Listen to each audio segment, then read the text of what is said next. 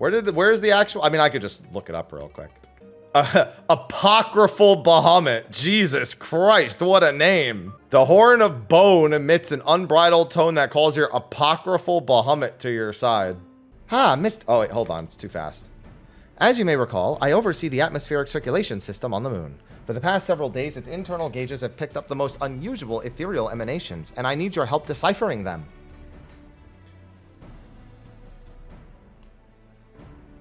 Toad look. The emanations appear to be coming from the wreckage of Heimdall and Mare Lamentorum, a vessel which, as I understand, is... That's so funny. So this is so where he is even a Final Fantasy IV reference. So of course, Final Fantasy IV Bahamut is on the moon in a cave separate from the main dungeon. And it's literally a cave that's just to the east of the final dungeon.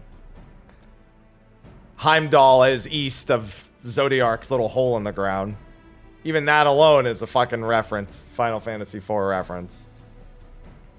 A vessel which, as I understand, is the product of the Allegan civilization that once flourished on Aetheris. I dare not tread there alone lest some dormant mechanical abomination awaken and tear me apart. No, I must have a seasoned explorer by my side. One who has seen their fair share of Allegan ruins. You'll come, won't you? Please?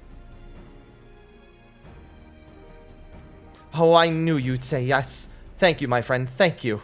All that's left is to fetch the last member of our party. Sit tight right here and I'll be back in just a moment. You'll come, please.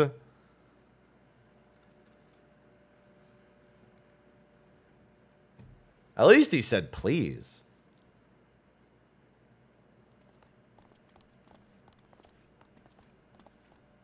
Oh, hey, what's going on? Minstrel. Yoshi B! Thus was the party of three assembled. I expect this will be quite the thrilling expedition, oh yes.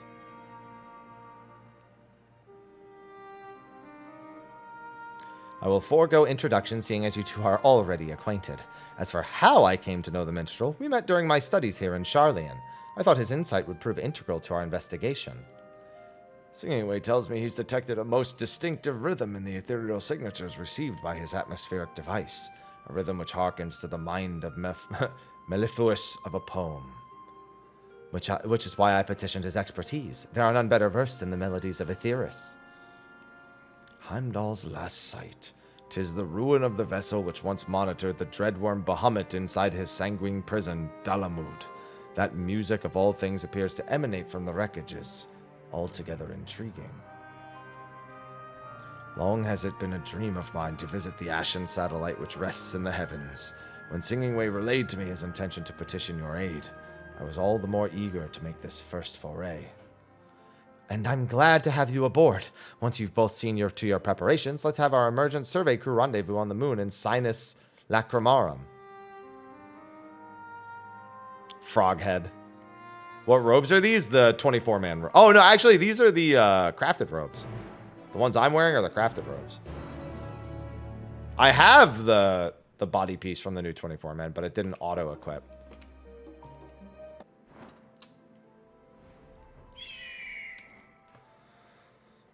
Wonderful. You've arrived. Let's get down to business, shall we? To begin, I would have you install an amplifier for the purposes of our investigation. Here, take this. The frequency of the ethereal waves emanating from Heimdall's last sight are unfortunately of insufficient amplitude, but by placing this device near the source, we can boost the signal and make a more comprehensive analysis of the wavelengths. The amplifier will indicate when you've located the signal source. From there, you need merely wedge it right into that very spot. The antenna embedded within should boost the signal to the required output. In the meantime, the minstrel and I will calibrate a supporter for analysis and see if we can't retrieve any data from the vessel. Barely any, Golbez mounts. You'll find us perched nearby once you've finished. Best of luck. See, I always like when they make a good lore bit out of this. The other ones I don't remember being as involved as this. They're like actually trying to make sense of the apocryphal Bahamut. Listen, I really needed that mount. I didn't want to win. Oh, you know what? Also, I ended with an even number of totems, so I'm not going to have leftover after the weapons are bought. Woohoo! The true victory is having no leftover totems. A fragment of the vessel's hull seemingly torn from the craft when it crashed onto the moon. Despite the passage of several years, the equipment remains in impeccable state, a testament to the Allagan's ingenuity. Yet the amplifier remains unresponsive. 5,000 years ago after its construction, this propulsion system's core still burns bright, yet the amplifier is silent. This is clearly not the source of the ethereal emanations. The amplifier has hummed to life in response to a blinking component on the surface of the vessel. You appear to have found the source of the ethereal emanations. With the device safely installed, it is time you rejoined your companions. By your countenance, and, well, by your arrival, I take it you found the source of the ethereal emanation. I will have the supporter initiate its analysis protocols immediately. Allow me to apprise you of the discoveries we made here in the meantime. According to the records we managed to retrieve from the vessel, Bahamut was kept in a trance whilst imprisoned within Dalamud. Yet despite his stupor, emissions of his ether were detected at regular intervals. When I pondered as to why this could be, I recalled the existence of the dragon's song. Dragonkind infuse their emotions with ether and express them when they roar, channeling their thoughts to their brethren to communicate. Valdesian Arsenal's Ozma, yeah. If my suspicions are correct, we may find Bahamut's will imprinted on the ethereal emanations that have suddenly surfaced. Okay, analysis complete. The data appears to have been converted into an audio format. Let's give it a listen, shall we? Am I actually going to be able to hear it, or are you going to make me say it out loud? Probably going to make me say it out loud.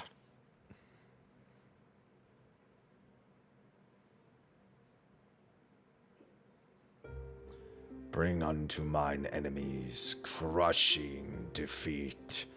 Burn their lands, their offspring, their ruination be complete. This is a dragon's song? The wrath enveloping each word is palpable. Do you suppose it was Bahamut's years of imprisonment which gave rise to such hatred? I'm afraid his rage precedes his millennia-long incarceration. The primal Bahamut was summoned forth by the dragons of Mericidia in their desperation to forestall an Allagan invasion, you see. By nature, he is the culmination of the fear and fury of those who call him from the abyss. That's awful. Loprits were created out of a love for mankind, yet Bahamut was born of the opposite, to then be imprisoned for thousands of years, within veritable throwing distance of where we lay dormant. Wait a minute. What do we have here? Another recording? Perhaps it shall provide further insight. Grant hope, freedom to my brothers, my sisters. One day may we soar the boundless skies without fear.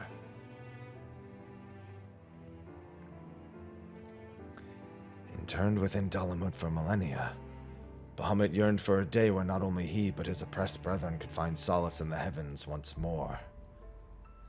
There's something peculiar about the data. Analysis suggests that the first song we heard was amplified and transmitted repeatedly within Dalamud, almost as if to drown the second one out.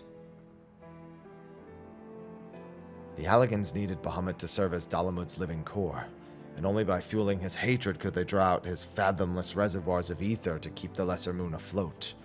Their cruelty knew no bounds.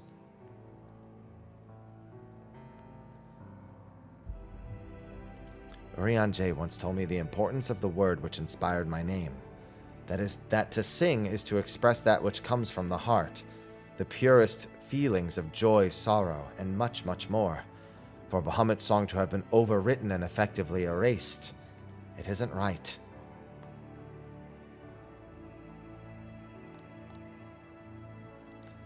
That's why I want to fulfill his wish. I don't know how, or if it's even possible, but if it is, I need your help.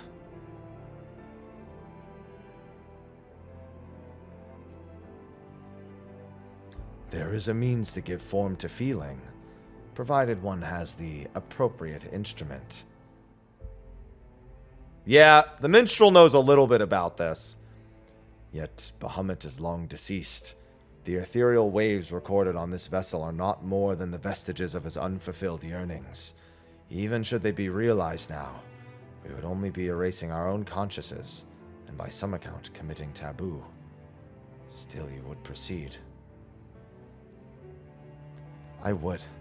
I wish for Bahamut, no, for all of Dragonkind to know that their voice, their song has been heard. Even if it's an aberration, I wish to see Bahamut's wings beat unfettered in the skies once more. And what say you?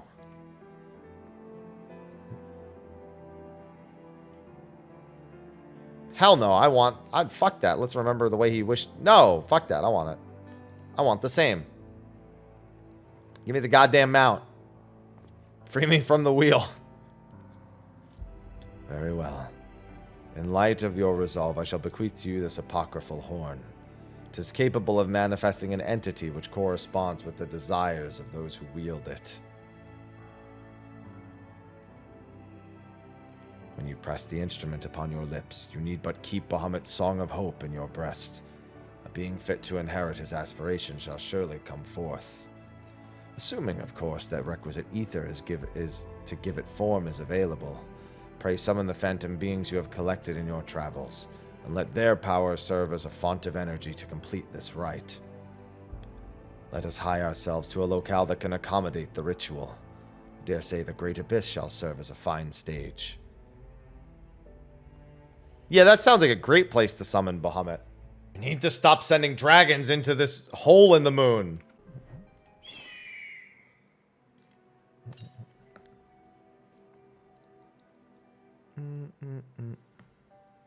My mounts! Wish I could summon all my mounts at once like this.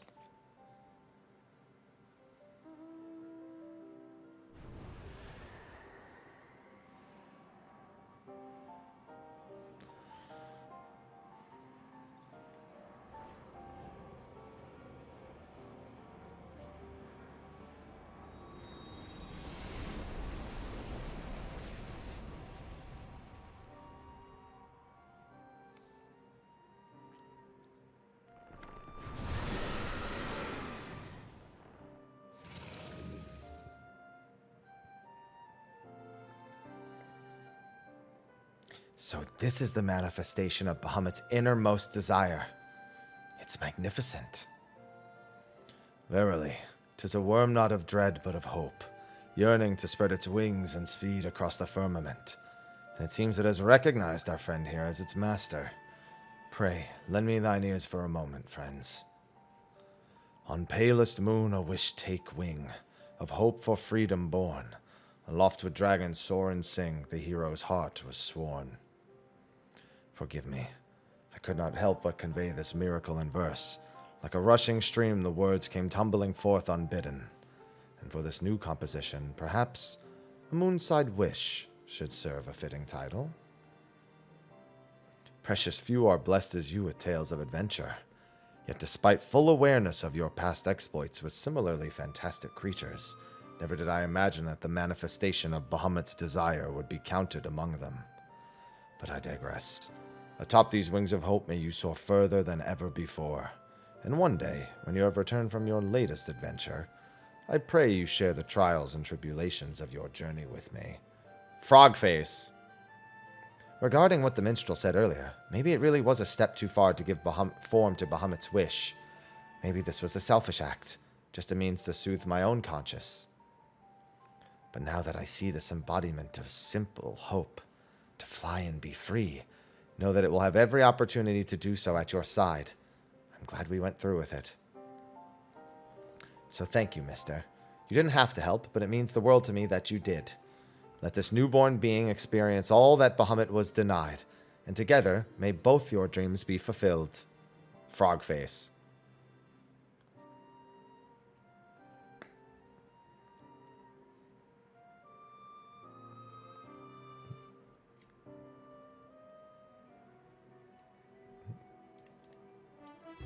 He's mine! Dragon sitting. That's a good achievement name.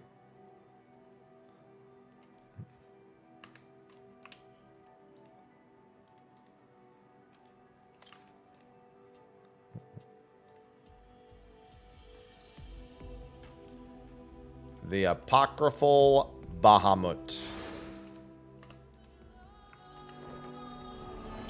Carry my little seat with me.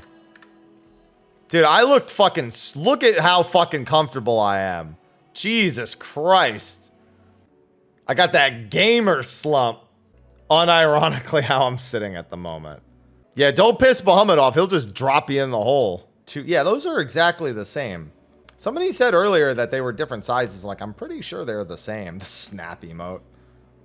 See, I like how we even have different smug looks. Like, this is the smug look of the bunny. Password's 1227. That's the smug sit for, I mean, not for bunny, for cat.